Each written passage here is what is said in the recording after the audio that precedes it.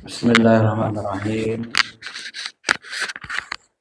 Assalamualaikum warahmatullahi wabarakatuh.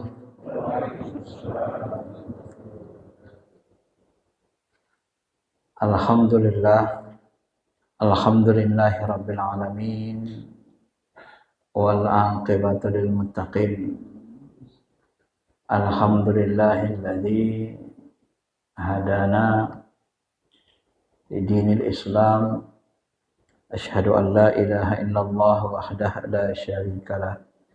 Wa asyhadu anna sayyidina Muhammad Rasulullah. Allahumma shalli ala habibina syafi'ina Muhammadin wa ala alihi wa sahbihi ajma'in, amma ba'd. Ma'asyiral muslimin, Bapak Ibu yang dirahmati Allah,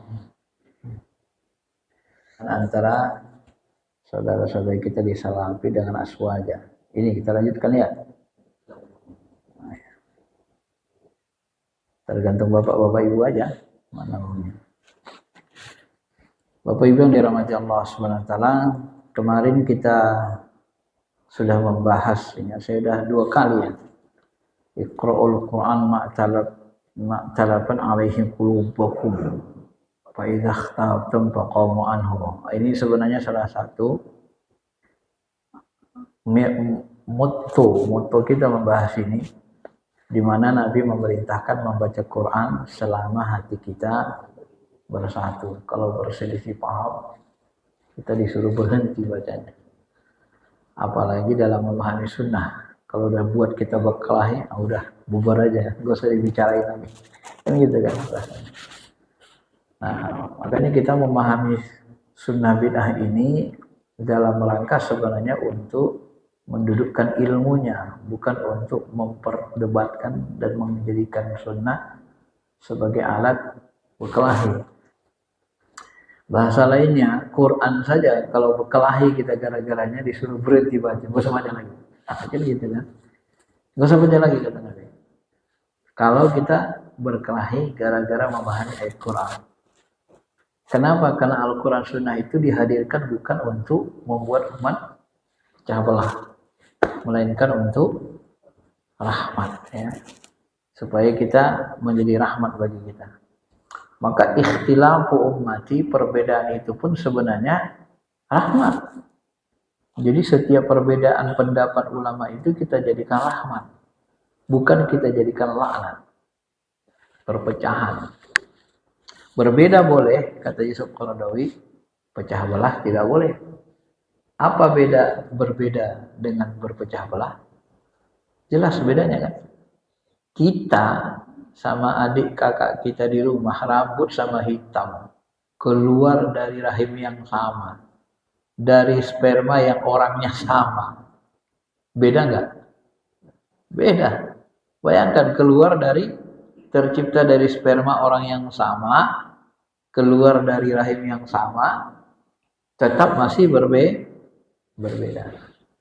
Artinya perbedaan itu adalah keniscayaan, sunnatullah. Tapi karena kita berbeda, boleh gak kita berkelahi, saling baku hantam sama adik kakak kita? Gak boleh.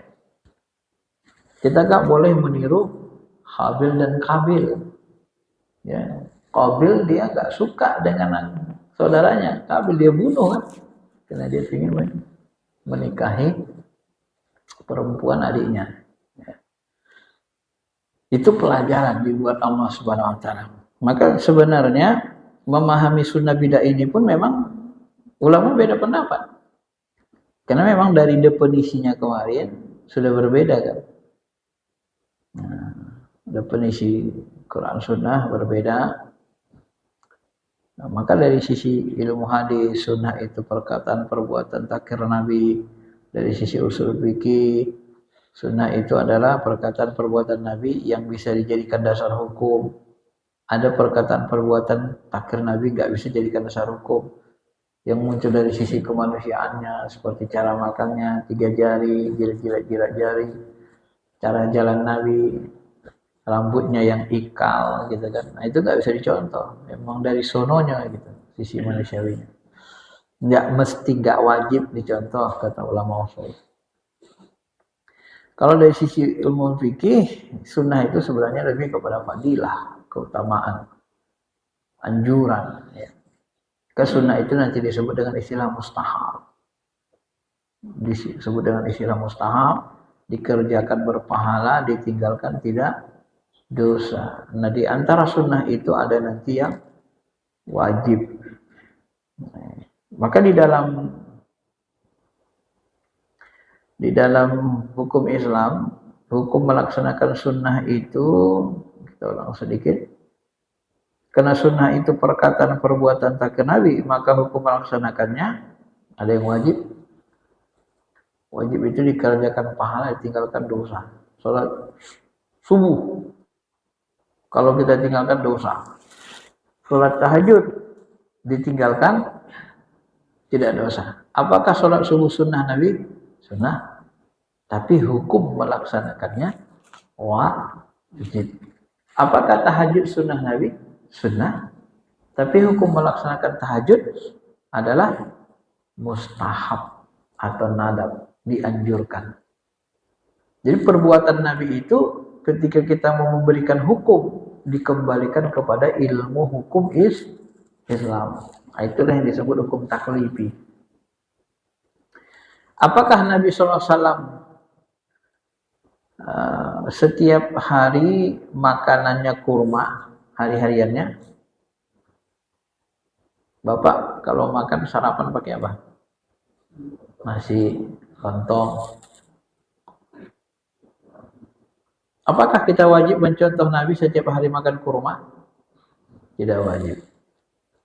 Maka sebagian ulama menyebut, ya, makan kurma hari-harian itu ya mubah saja. Karena itu memang budaya Arab. Kecuali buka pakai kurma, nah itu disunahkan Nabi. Gantinya yang manis-manis kalau ada kurma, supaya menyehatkan tubuh, kan gitu. Nah, itu mubah. Ya. Ada yang makruh sunnah Nabi, ada. Contohnya apa? Contohnya sederhana. Sunnah Nabi yang makruh itu namanya sunnah. Sunnah kan perkataan perbuatan takir tadi kan.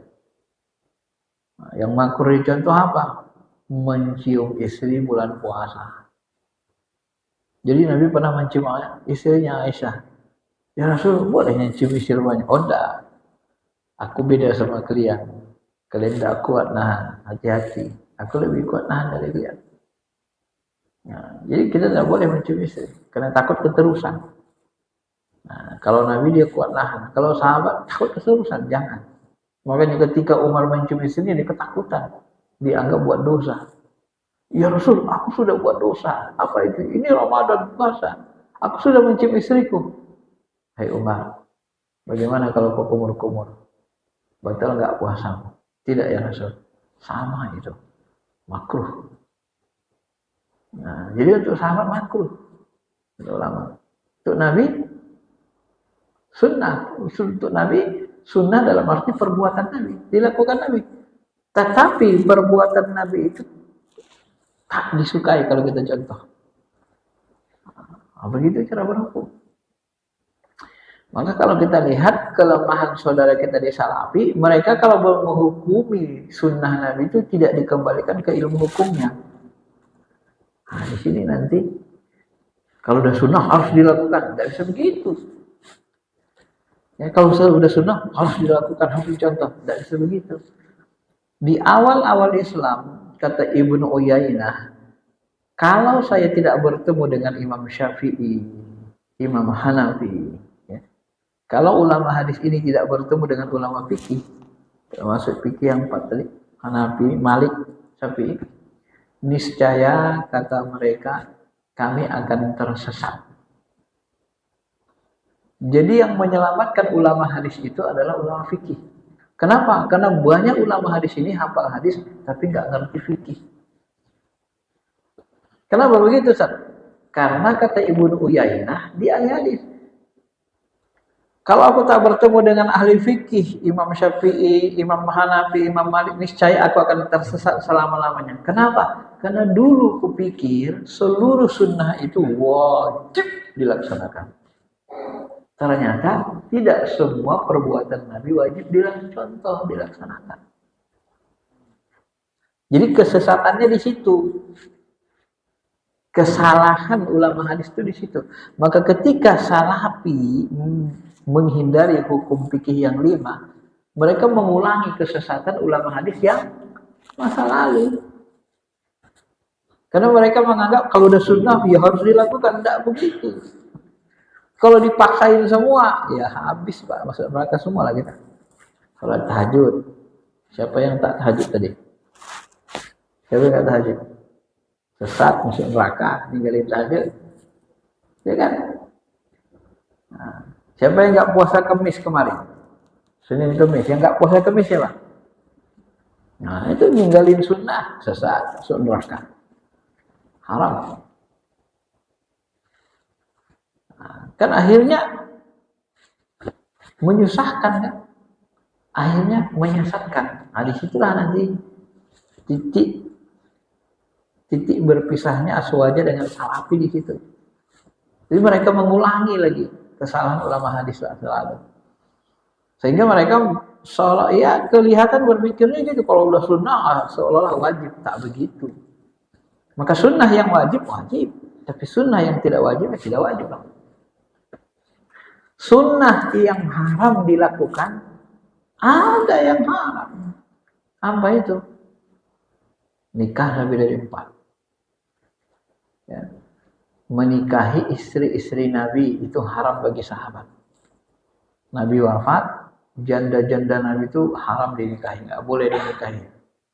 Tapi kalau janda-janda sahabat boleh dinikahi sahabat lain. Maka Ali dia nikahi jandanya Abu Bakar.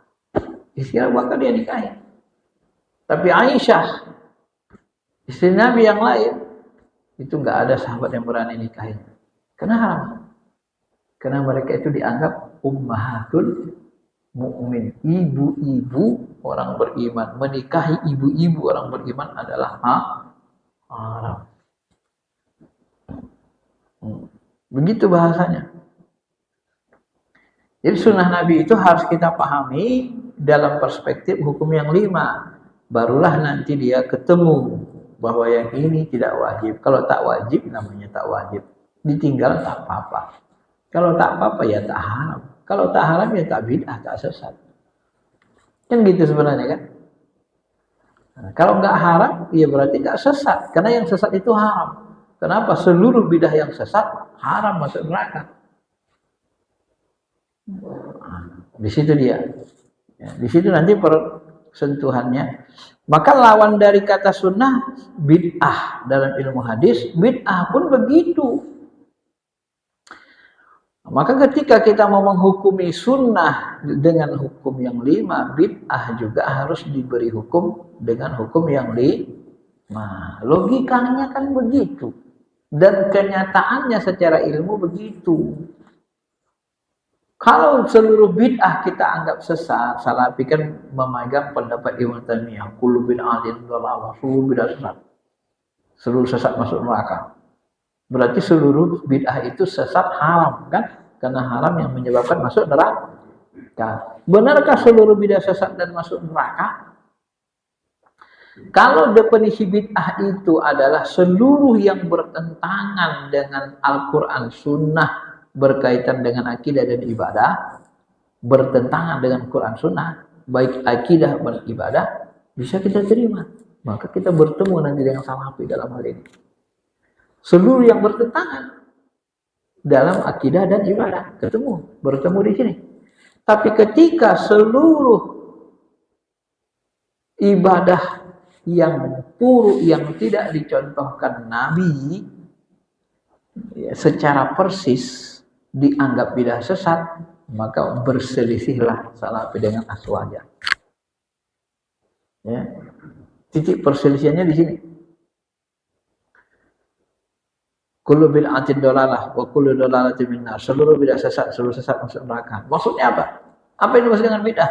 Seluruh yang bertentangan dengan Al-Quran, hadis, berkaitan dengan akidah, ibadah. Ibnu Taimiyah. Nah, ketemu kita sini. Kalau bertentangan dengan akidah Al-Quran Sunnah, berkaitan dengan akidah ibadah. Ketemu.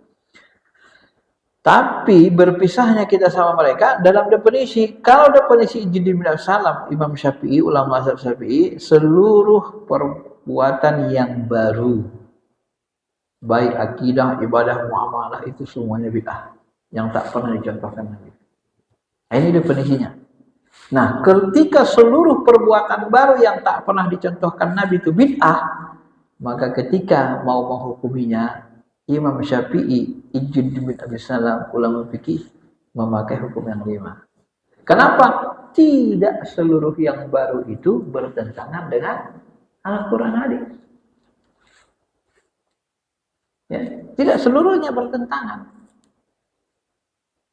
Apa yang tak pernah dicontohkan Nabi dalam ibadah mahdoh, tapi puru, sholat tarawih tiap malam. Nabi kan nggak contohkan tiap malam. Tapi dalam hadis sahih Nabi menyuruhkan Allah memerintahkan sholat, memerintahkan puasa, mewajibkan puasa di siangnya, aku mensunnahkan sholat di malamnya. Kan gitu. Tapi kan Nabi tidak mencontohkan sholat jemaah tiap malam. Hanya sekali 2 kali saja. Maka dilihatlah indikasinya. Kenapa Nabi tidak mencontohkan? Takut diwajibkan Allah. Nambah kewajiban baru.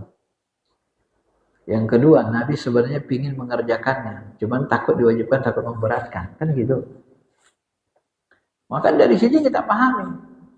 Bahwa sholat sunnah tarawih tiap malam itu sunnah. Bukan wajib. Nah, dipahami sunnah dia. Ada nggak sebenarnya dalilnya? Sebenarnya ada dalilnya. Jadi dalil itu Al-Quran, sunnah. Tetapi harus kita pahami, ada sunnah Nabi itu bentuk perkataan, tapi tak dibuat Nabi. Kan sunnah itu perkataan, perbuatan, takrir Nabi. Kan gitu. Ada nggak perbuatan, perkataan Nabi disuruh Nabi, tapi nggak dibuatnya? Ada, termasuk tarawih ini, Pak. Dikatakannya, iya, aku mensunnahkan sholat sunnah di malam hari. Bulan Ramadan. Sedangkan Allah mewajibkan di siang hari. Tapi dikerjakan Nabi enggak, dicontohkan Nabi enggak jemaah, sholat jemaah tarawih? Enggak.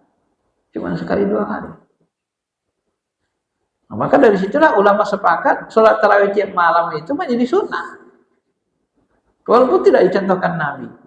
Nah, sementara saudara kita di Salafi, mereka terlalu kaku. Semua yang tak dicontohkan, baik pekerjaan akidah dan ibadah, itu tidak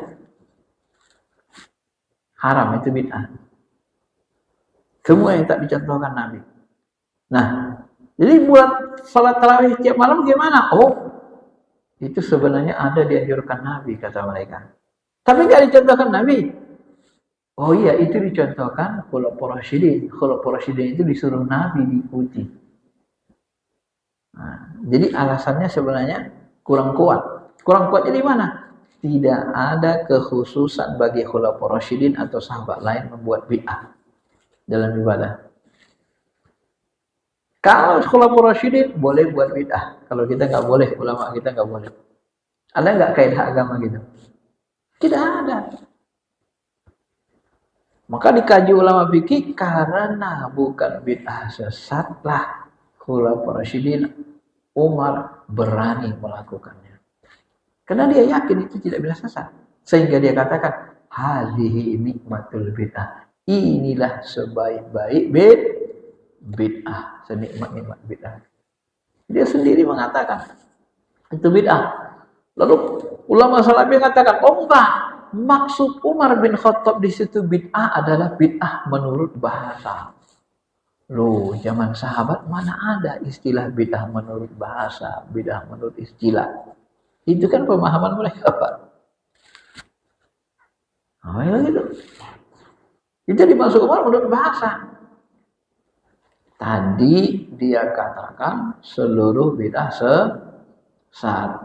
Imam Syafi'i bilang tidak seluruh bid'ah sesat. Yang dimaksud seluruh bid'ah sesat itu seluruh bid'ah yang bertentangan dengan Al-Quran, hadis, ijma' itu yang sesat. Kalau nggak bertentangan itu hasanah. Itu Salafi enggak? Tidak, pokoknya seluruh bid'ah sesat. dan masuk neraka. Seluruh bidah sesat masuk neraka. Loh, tadi kenapa katanya seluruh bidah sesat? Tapi dia bagi lagi. Bid'ah itu ada bid'ah menurut bahasa, ada menurut agama. Kalau menurut bahasa, seperti yang dipahami Umar, salat tarawih tiap malam. Kalau bid'ah agama, ini dilakukan orang sekarang sesat. Loh, tadi katanya seluruh bid'ah sesat, kok dibagi lagi? Gitu. Bid'ah itu ada bid'ah duniawiyah, ada bid'ah agama. Loh, dibagi lagi sama mereka, Pak. Tadi kan dia sebut seluruh bid'ah sesat, tak bisa dibagi dua. Tapi ketika mereka menjelaskan ulama besarnya, bid'ah ini nanti mereka bagi lagi. Ini kan tidak istiqomah dia, Pak. Kalau Imam Syafi'i membagi ada bid'ah hasanah, ada bid'ah sayyi'ah, tak terima mereka. Seluruh bid'ah sesat. Tapi giliran ulama mereka membagi bid'ah menjadi dua. Ada bid'ah menurut bahasa, menurut istilah, ada bid'ah agama, ada bid'ah duniawiyah. Boleh pula. Ini kan sebenarnya curang namanya kan. Mikirnya mau menang sendiri gitu. Kan katanya tadi seluruh bid'ah sesat. Loh, kok dibagi lagi? Katanya seluruh bid'ah sesat semua lah. Oh enggak, bidah itu ada dua, bidah agama, itu yang sesat seluruhnya. Bidah duniawiyah itu enggak sesat. Loh, tadi katanya seluruh bidah sesat. Imam Syafi'i sudah lebih dulu membaginya. Bidah hasanah ada, bidah sayyi'ah ada. Hasanah itu tidak bertentangan dengan Al-Quran Sunnah Ijma' Qiyas. Kalau sayyi'ah bertentangan dengan Ijma' Qiyas. Baik dalam akidah, muamalah, semuanya. Oh enggak, bidah itu adanya hanya dalam ibadah mahdoh saja. Dalam bidang agama. Agama itu apa? Ibadah mahdoh saja. Loh, agama kok ibadah mahdoh saja? Agama kita isinya ibadah mahdoh saja. Pokoknya dalam bidang agama, dalam bidang akidah, ibadah. Pertanyaan saya, agama kita isinya akidah ibadah saja? Benar nggak agama Islam berisi perintah akidah ibadah saja? Nggak benar. Karena agama kita ada muamalah, ada siasat, ada ukubah, jarimah, pidana. Coba. Disitulah kerancuan cara keilmuan salaf itu. Jadi dia tidak kokoh keilmuannya. Bagi membingungkan, bagi ahli ilmu nanti dia tidak bisa dipakai. Bagi orang awam, pada akhirnya nanti kalau dia paham-paham, membingungkan, akhirnya dia pusing sendiri. Dalam konsep mereka itu. Disitulah menjual banyak ambiguitas yang membuat kita tidak bisa mengikutinya. Masyarul muslimin, Bapak Ibu yang dirahmati Allah Subhanahu wa taala. Bid'ah dalam ibadah mahdoh. Maka kita nanti di Aswaja ini ada wirid malam Jumat, wirid Yasin. Bid'ah, sesat, haram, neraka kata Salafi. Kenapa? Tak dicontohkan Nabi. Yang mananya yang tak dicontohkan Nabi? Yasinnya, baca malam Jumatnya, atau apanya? Yang tak dicontohkan Nabi itu merutinkannya, membacanya berjemaah dan merutinkannya malam Jumat. Jadi mereka mempermasalahkan merutinkannya itu. Pendapat ini diambil dari pendapat Imam Asy-Syatibi. Ya, tidak boleh merutinkan amalan furu' mahdoh. Tidak boleh buat-buat sendiri. Berarti kita buat-buat syariat baru dong. Apanya yang syariat baru? Merutinkannya. Itu dianggap syariat baru. Bagi Aswaja enggak.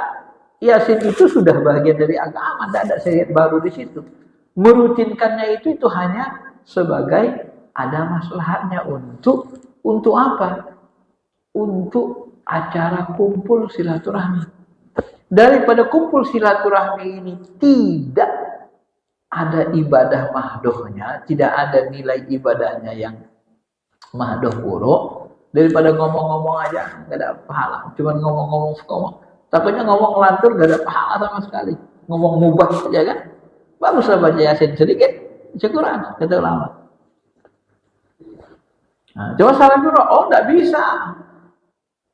Nah, makanya ulama Aswaja ini bingungnya gini. Mereka lebih suka kita ngomong-ngomong, ngobrol-ngobrol silaturahmi daripada baca Yasin. Sebenarnya secara akliah kan susah juga diterima Salafinya kan. Kok bisa lebih utama ngobrol-ngobrol saja, ngobrol-ngobrol mudah. Kamu udah kerja mana? Daripada kita baca Yasin sama-sama. Kan gitu kan. Nah, makanya Aswaji ini mengambil pendapat Ibnu Hajar salah satunya ya. Sebenarnya pendapat ulama Syafi'i itu ramai membolehkan. Salah satunya Ibnu Hajar boleh merutinkan amalan ibadah mahdoh yang puruk, ya, bukan yang pokok, yang puruk. Boleh kita milih waktu untuk merutinkannya. Dalilnya apa?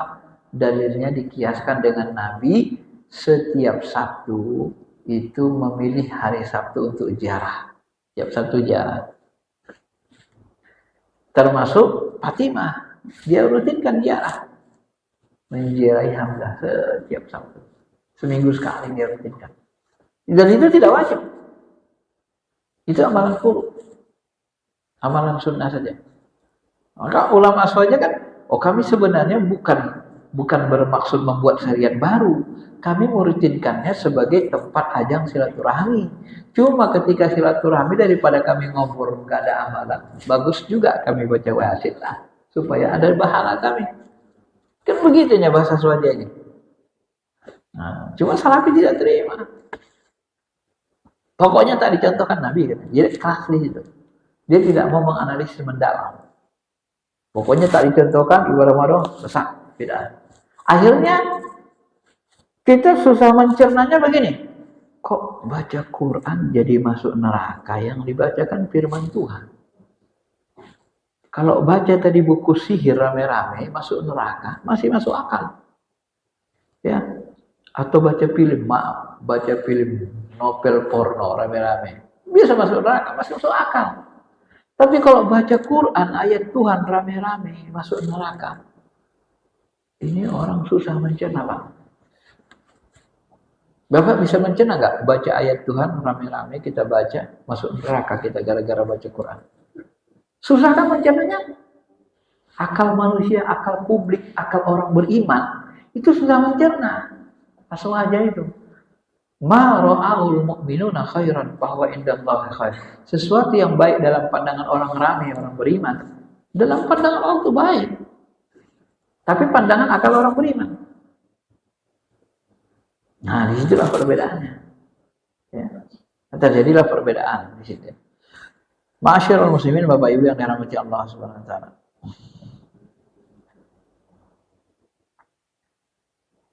Maka nanti kenapa Salafi mereka menganggap seluruh ibadah mahdoh itu bidah sesat? Nah, salah satu penyebabnya adalah mereka menggunakan kaidah. Kaidah apa? Al-aslu fil ibadah tahrim. Ini mereka pakai. Asal dari ibadah adalah haram. Ya. Al-aslu bil ibadah tahrim. Asal dari ibadah haram. Hatta yadullu dalil ala ibadatiha. Mereka, saya perhatikan, ini perhatian saya, ustaz-ustaz yang ada di YouTube. Mereka seolah-olah nih terjebak dalam memotong kaidah. Kaidah usul fikih ini yang membuatnya adalah ulama.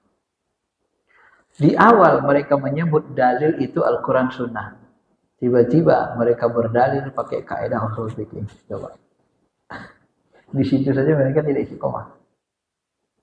Ya kan? Ini mereka sering jadikan dalil.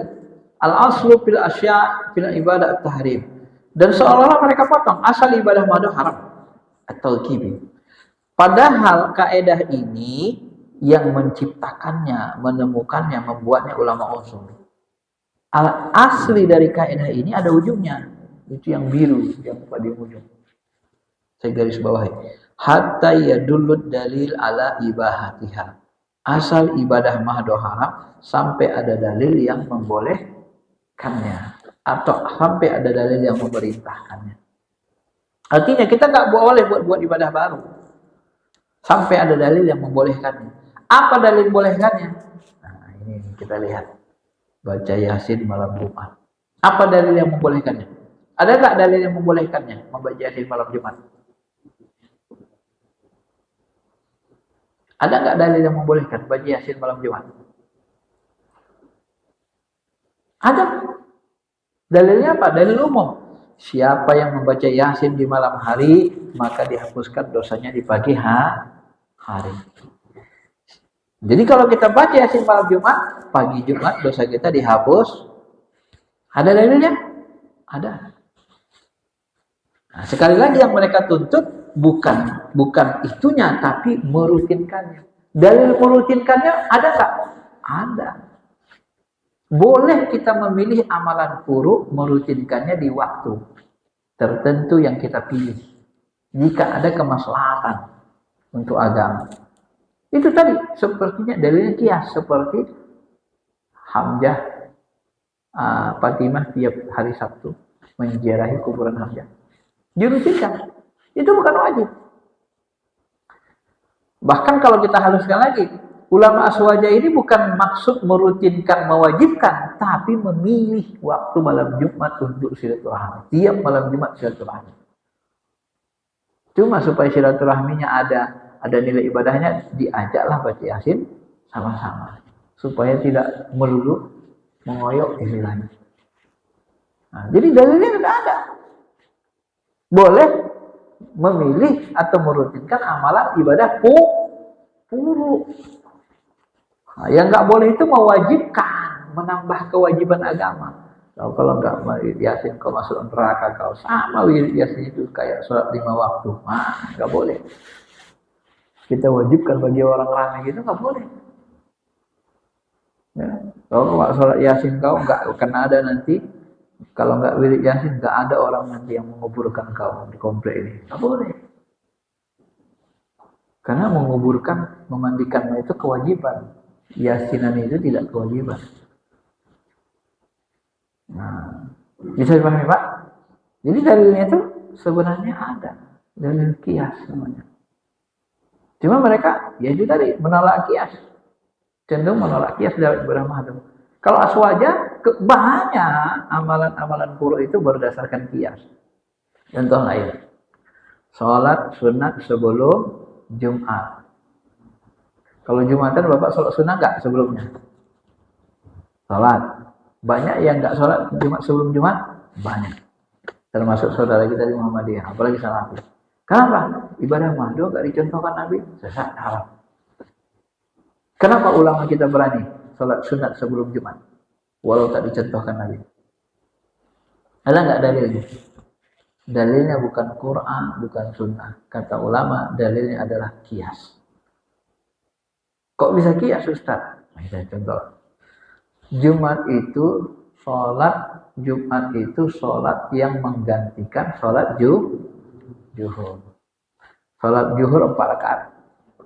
Jumat 2 rakaat. 2 rakaatnya lagi kemana? Diganti khutbah. Kata ulama. Sholat zuhur ada nggak qobliyahnya? Qobliyah zuhur ada nggak? Ada. Ba'diyahnya? Ada. Loh, kalau zuhur ada qobliyahnya, kenapa Jumat tidak ada? Kan Jumat menggantikan zuhur. Maka ulama mengadakan qobliyah Jumat. Walaupun Nabi tidak mencontoh, tidak membiasakan. Walaupun kita nggak tahu kenapa Nabi tidak mencontoh, tidak membiasakan. Bisa jadi itu memudahkan. Tapi merata kan ulama aswaja sholat Jumat, sholat qobliyah Jumat, ya kan? Saya termasuk yang paling rajin melaksanakan qobliyah Jumat. Kenapa? Ya ada di kias. Jadi ibadah mahdoh furu itu banyak berdalil kepada kias, bukan yang wajib ya. Bukan ibadah pokok, wajib. Maka disitulah nanti dianggap oleh ulama-ulama aswaja ini orang salafi ini kurang memahami kaidah furu' dan usul. Mana ibadah pokok, mana ibadah furu' cabang. Sehingga mereka hantam kromo istilahnya. Nah, sampai nanti dulu kan mereka haramkan tasbih ini, Pak.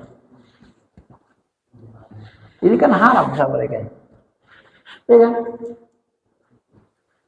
Haram pakai tasbih. Kenapa? Man tasyabbaha biqaumin fahuwa minhum. Meniru-niru hidup Buddha. Orang muda yang pakai ini.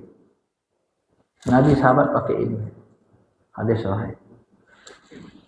Nah, ulama aswaja mengatakan, kenapa pakai ini haram? Abu Hurairah kadang mau tidur dia dihitungnya pakai batu. Dan dia ada batunya. Sekarang udah gampang, ikat saja begini, kayu atau batu. Ada niat Bapak berzikir begini, meniru biksu? Ada niatnya? Tidak ada. Niat kita pakai ini apa? Memudahkan hitungan supaya jangan lupa, supaya jangan salah. Kan nggak ada niat kita meniru biksu. Ini benda najis haram nggak? Benda najis haram nggak? Ini ibadah mahdoh nggak? Nah, ini kita pakai kaidah mereka. Semua yang baru yang tak dicontohkan Nabi dalam akidah dan ibadah sesat. Ini ibadah mahdoh nggak tasbih ini? Enggak, yang ibadah tasbihnya. Ini adalah sarana. Nah, tapi terjebak mereka kan? Kaidah pakai ini. Tiba-tiba kita tarik contohnya salah lagi kaidahnya. Ini kan sarana. Bukan ibadah mahdoh ini. Bukan akidah ini. Ini alat hitung. Mirip kalkulator. Kalau disebut, lebih utama pakai jari, boleh, nggak masalah. Tapi kalau dia haramkan ini nggak boleh mengharamkan. Sembrono namanya. Lebih utama kalau Ustaz pakai jari, benar. Namanya lebih afdal, itu sunnah. Sunnah itu lebih utama, lebih afdal, lebih disukai. Tapi kalau haram pakai tasbih, itu nggak boleh. Kenapa? Apa dasar kita mengharamkan ini? Oh, tidak dicontohkan Nabi. Tidak ada kaidah hukum asal tidak dicontohkan Nabi haram. Ada al-aslu fil ibadah at-tahrim, asal dari ibadah mahdoh haram. Sampai ada kebolehannya. Ini bukan ibadah mahdoh ini. Ini fasilitas, sarana. Itu salah mereka menggunakan kaidah ayahnya kan. Keliru kan? Menggunakan kaidah usul fikih. Karena yang paling ahli menggunakan kaidah usul fikih, ulama usul fikih, bukan ulama hadis. Mereka cenderung ulama hadis. Kayak terjebak mereka di situ.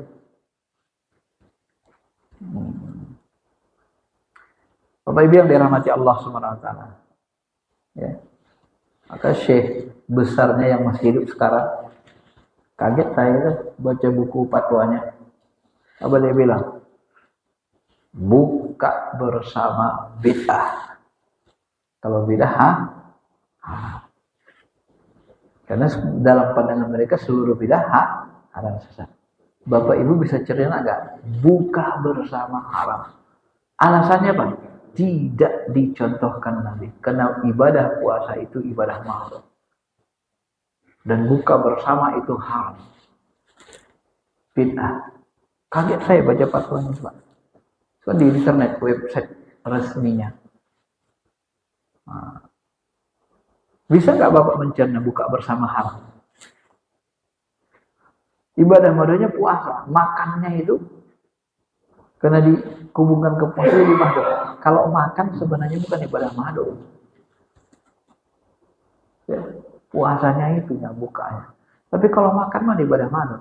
Makan buka bersama. Mohon maaf nih, Bapak ini. Dia traktir Bapak, yuk kita buka puasa di masjid. Saya yang traktir.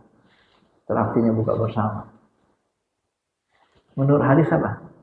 Beliau yang ngasih buka bersama ini memborong pahala semua orang. Itu hadis sahih kan? Tiba-tiba masuk neraka karena ngajak buka bersama. Itu kadang-kadang nggak bisa kita cerna karena terlalu kaku tadi memahami hadis itu. Jadi terlalu dipaksakan. Jadi ibaratnya kadang-kadang ada yang menyebut salafi ini kan kullu bid'atin dolalah. Ibaratnya dia pakai kunci Inggris. Dalilnya satu untuk semua. Wah, kunci Inggris kan gitu. Satu tapi bisa buka semua dia. Nah, kan susah jadinya. Padahal kalau ada kunci khusus, ya ngapain pakai kunci Inggris? Capek kita kan ada khusus yang lebih bagus kan gitu logikanya. Nah itulah kadang-kadang mau jadi begitu. Disinilah perbedaan-perbedaan aswajan aja kan salafi itu. Bapak Ibu yang dirahmati Allah Subhanahu wa taala. Nah, kemudian ini lagi. Di sini juga terjadi perbedaan yang sengit. Agama itu nggak boleh tambah-tambah. Kenapa? Agama sudah sempurna, tak boleh ditambah, tak boleh dikurangi. Al-yawma akmaltu lakum dinakum wa atmamtu 'alaikum ni'mati wa raditu lakum al-Islam dinan. Ya. Nggak boleh tambah-tambah. Khususnya lagi ibadah mahdoh dan akidah, nggak boleh tambah-tambah. Jadi sempurna sama mereka, tak boleh ditambah, tak boleh dikurangi. Jadi kalau kita membaca Yasin malam Jumat dianggap menambah buat syariat baru. Padahal yang kita baca Yasinnya. Yasin yang kita baca samanya dengan Nabi. Bukannya ada yang baru di Yasin kita tambah. Ayat baru mana ada. Segitu juga jumlah ayatnya. Tapi mereka anggap baru. Perbuatan baru. Karena merutinkan tadi. Ya. Benarkah pengertian sempurna itu tidak bisa ditambah, tidak bisa dikurangi? Ternyata kalau kita selidiki dalam fikih, bukan itu maksud sempurna. Ya. Wahab Juheli, ahli tafsir, ahli syariah, dia katakan yang dimaksud sempurna itu adalah kaedah-kaedah Islam, hukum Islam ini, pokok-pokoknya itu sudah sempurna, bisa meliputi semua aspek kehidupan. Tapi pokok-pokoknya Pak. Ibadah, ada nggak cerita ibadah? Ada. Akidah? Ada. Cerita muamalat? Ada. Al-Quran Sunnah cerita perang? Ada. Ada perang? Ada. Politik? Ada. Ekonomi? Ada. Tapi tidak rinci. Kalau tidak bisa ditambah, tidak bisa dikembangkan dan dilebarkan, maka ijtihad tertutup. Ijtihad itu bagian dari penambahan. Kalau bahasa saya pengembangan. Kalau tidak boleh ditambah, maka ijtihad tertutup kan? Nah di sini dalam memahami sempurna ini nanti salaf itu saklek. Nggak boleh tambah, nggak boleh kurang-kurangi. Harus itu. Jadi bahasa mereka ibadah itu dimurnikan. Kalau saya berpendapat ibadah itu bukan dimurnikan. Yang dimurnikan itu akidah. Tauhid. Kalau ibadah bukan dimurnikan. Sebab ibadah murni itu tidak ada. Coba nanti perhatikan sahabat sholat. Beda-beda. Pasti ada bedanya. Yang mana yang murni? Tidak ada. Yang murni yang ada dalilnya saja. Karena sahabat itu beda-beda. Ada yang sholatnya nanti kayak mazhab Maliki. Sholatnya Allahu Akbar. Letakkannya sini. Tapi Allahu Akbar. Kadang Nabi Allahu Akbar, Allahu Akbar. Mana yang murni? Semuanya. Kok murni banyak sekali.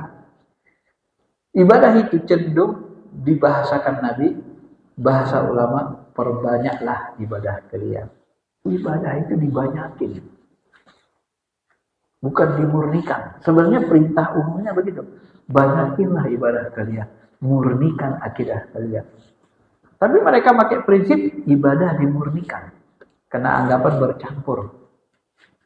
Dengan kesyirikan macam-macam. Syirik itu akidah. Akidah yang dimurnikan. Nah, karena mereka menganggap ibadah itu bercampur dengan bid'ah. Jadi dimurnikan. Itu masalah mereka. Tapi awalnya ibadah itu dibanyakin. Akidah itu dimurnikan. Dibersihkan namanya. Saya membahasakannya begitu. Maka sempurna itu sebenarnya bukan tidak boleh ditambah-tambah. Bukan berarti sempurna sudah semua detail. ini sempurna, lengkap, detail, serinci-rincinya. Salah, nggak ada yang memahami sempurna begitu, Pak. Kalau Al-Quran ini lengkap, detail, sedetail-detailnya, saya mau tanya, ada nggak penjelasan Al-Quran hadis? Kita ngorek hidung, boleh atau tidak? Ada? Nggak ada. Loh, kalau gitu nggak sempurna dong. Kan ada orang sholat ngorek hidung, ngorek telinga. Ada penjelasannya? Nggak ada. Berarti nggak sempurna dong. Nah, itulah yang didebat oleh Buya Syakur. Dia malah mengatakan Islam tak sempurna.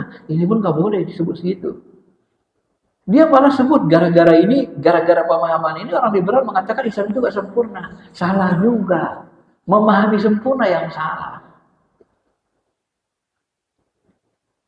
Nah, jadi satu terjebak liberal mengatakan Islam tak sempurna, satu terjebak saklek mengatakan Islam sempurna, tapi pemahaman sempurna detail, rinci-rincinya lengkap. Salah. Bukan begitu sebenarnya sempurna. Itu makna orang awam baru belajar agama. Saya dulu baru belajar agama begitu mikirnya. Setelah kita teliti, tidak begitu, kata Muhammad Junaidi. Sempurna itu, ajaran Islam itu sudah meliputi seluruh aspek kehidupan. Walaupun yang sebahagiannya yang pokok-pokoknya. Yang puruk-puruknya, pengembangannya nanti serahkan kepada ulama. Ahli di bidangnya masing-masing. Maka supaya Bapak gampang paham, saya buat istilah gini, saya suka buat gini. Ada dalam istilah Indonesia dulu, 4 sehat, 5 sempurna. Ya kan, masih ingat tuh? Ini supaya mudah memahaminya. 4 sehat, 5 sempurna. Kalau disebut 5 sempurna, makanannya apa aja? Ada nasi, terus ada sayur, ada ikan, terus ada buah-buahan, ada sempurna. 4 sehat, 5 sempurna. Jadi sempurna, ada susu, ada ikan. Aku lagi nggak doyan susu ini.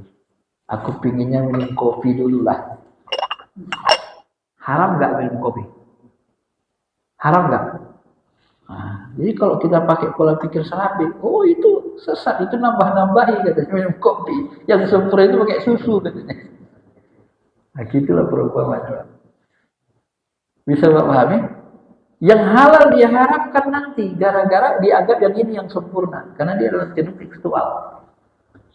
Oh, yang sempurna itu pakai susu bukan pakai kopi katanya. Pakai kopi mau rubah-rubah, menambah-nambah katanya. Padahal kopi halal ada ini. Paham Bapak? Nah, ini saya buat perumpamaannya supaya mudah mencernanya. Aku nggak pingin susu, nggak pingin kopi. Itu ada pantai itu. Aku mintalah Sprite itu pakai garam, agak sakit perutku. Minum Sprite pakai garam. Oh itu haram, nambah-nambahin itu yang semua pakai susu katanya. Coba. Disesatkannya itu orang ini. Gitulah perumpamaannya, Pak. Karena dianggapnya menambah-nambah. Padahal yang diambil itu sudah ada dalam syariat. Jadi kita baca Yasin malam Jumat, Yasin itu sudah ada zaman Nabi. Nggak ditambah-tambah Yasinnya. Huruf Yasinnya pun nggak ditambah-tambah. Nggak ada. Cuman rutin malamnya itu yang penambahan. Nah rutinnya itu namanya pilihan. Karena ada kemaslahatan, kebutuhan zaman. Ya, ada kemaslahatan zaman itu. Kebutuhan di zaman itu. Gitu. Kebutuhannya apa? Yang warga pengen silaturahmi, punya wadah silaturahmi setiap malam Jumat. Kalau dipilih malam Minggu nggak ada masalah. Cuma nanti kalau dipilih malam Minggu atau hari Minggu kan kayak gereja pula jadinya. Makanya kadang ulama saja kan nyindir.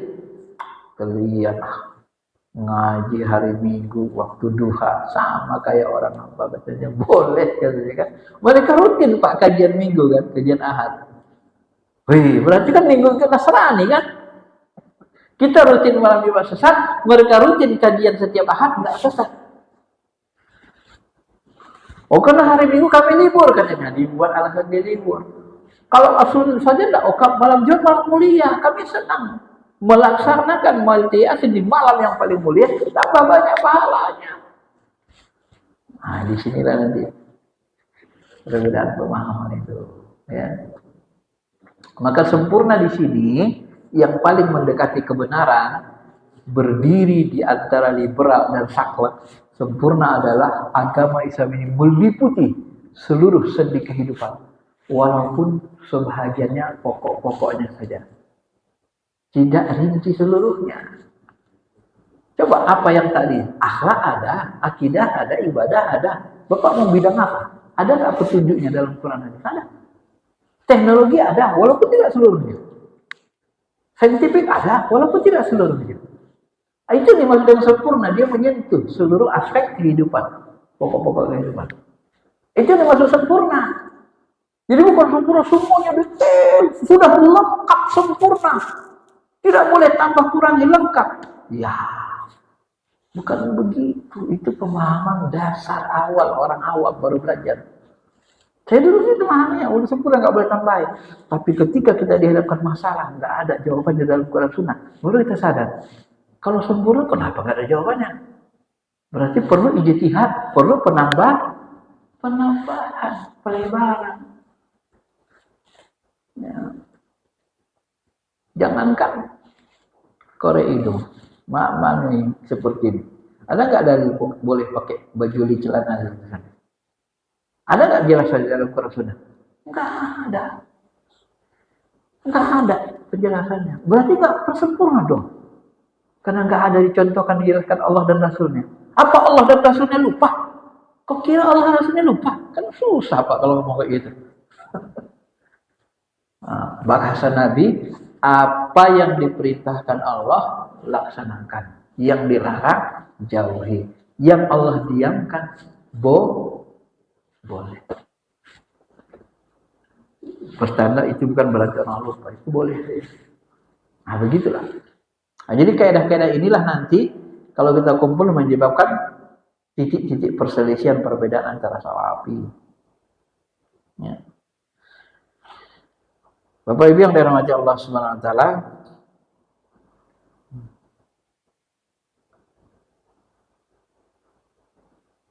maka saya membuat istilah begini, sikap terhadap sunnah. Sunnah itu nggak boleh dirusak, dihilangkan, dirubah-rubah sesuka hati. Tapi sunnah itu bisa dihidupkan. Dihidupkan itu kalau bahasa saya, sederhananya menghidupkan itu sebenarnya ada di dalamnya bahasa mengembangkan. Kenapa saya katakan menghidupkan sunnah, mengembangkan sunnah? Coba Bapak lihat. Perintah terhadap sunnah itu tidak pernah amalkan sunnah sesuai persis. Ada nggak perintah ngamalkan sunnah persis seperti persisnya? Nggak ada bahasa persis. Yang ada itu sunnah itu dihidupkan. Coba Bapak pikir, apa maksud hidup? Apa ciri hidup? Hidup itu adalah ciri makhluk hidup apa? Pertama bergerak. Ya kan? Artinya sunnah itu digerakkan, diamalkan. Ciri hidup apa? Ciri hidup itu adalah berkembang. Maka Nabi kan sering menyebutkan, man ahya sunnati, siapa yang menghidupkan sunnahku, dia mencintaiku. Menghidupkan sunnah, di situ terkandung makna mengamalkan sunnah dan mengembangkan. Karena seluruh makhluk hidup itu berkembang. Ada nggak makhluk hidup yang nggak berkembang? Nggak ada. Kita dari kecil besar. Artinya sunnah itu supaya dia bisa merespon seluruh zaman, kembangkan ijtihad. Kalau nggak dikembangkan dengan ijtihad, malah kita menjadi keliru nanti. Contoh, dalam perang sunnah itu apa? Alat perang. Alat perang dalam sunnah itu panah, kuda. Maka berenang. Maka kata Nabi, suruh anak kalian muru auladakum. Suruh anak kalian belajar panah dan berenang. Ini sunnah. Kalau ini tidak dikembangkan, malah kita nanti kalah dan salah.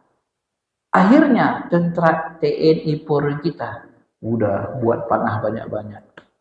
Wa'adu lahum mastata'tum min quwwah wa ribatil khair. Allah katakan siapkan kekuatan. Apa kekuatan itu? Panah dan kuda. TNI Polri pakai panah kuda rame-rame. Nggak ada yang punya pistol, nggak ada punya rudal, nggak ada punya kapal induk. Perang menghadapi Israel. Menang. Maka sampai sekarang kita nggak menang-menang. Kenapa? Karena pemikirannya sempit. Itu salah satunya. Apalagi dalam hal sosial. Itu salah satunya kesalahan dalam memahami. Tapi kalau kita kembangkan panah, zaman sekarang nggak laku panah, Pak. Ganti panah apa? Rudal, karena itu panah itu kan bunuh jarak jauh.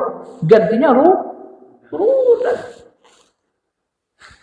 Nah, itu namanya mengembangkan sunnah namanya.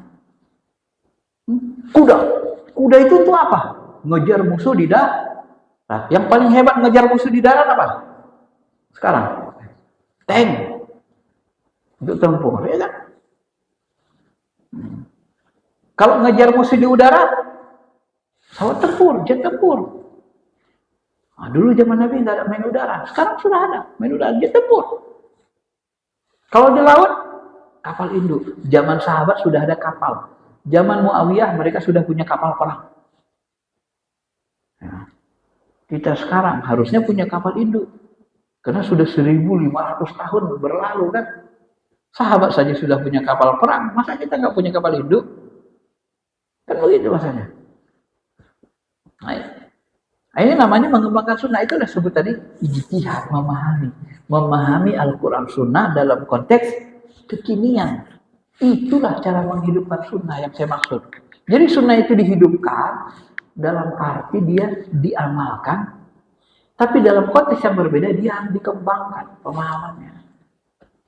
Untuk apa? Supaya bisa merespon setiap zaman. Maka Al-Quran Sunnah itu sholih likulli zaman wa makan. Dia bisa merespon sesuai dengan setiap perkembangan zaman dan tempat.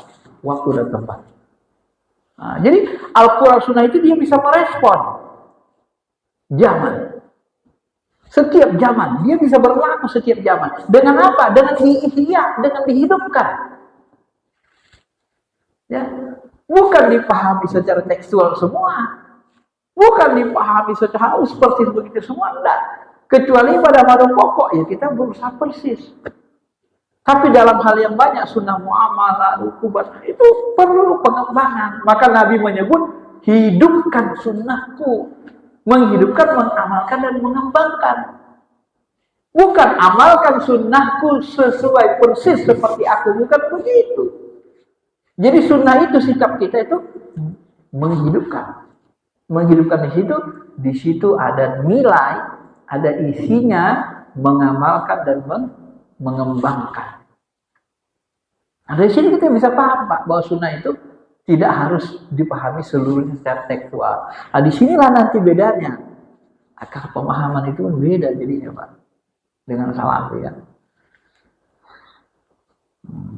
Maka muncul kaidah yang terakhir, al-ahkam yatakhayyar bi takhayyur azminah wal amkinah wal ahwal ma'ad wal niyyah.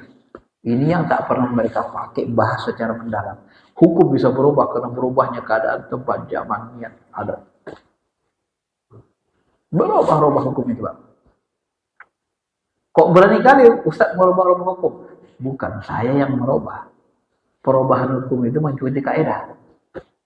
Contoh. Saya baca Fatihah dalam salat. Allahu Akbar.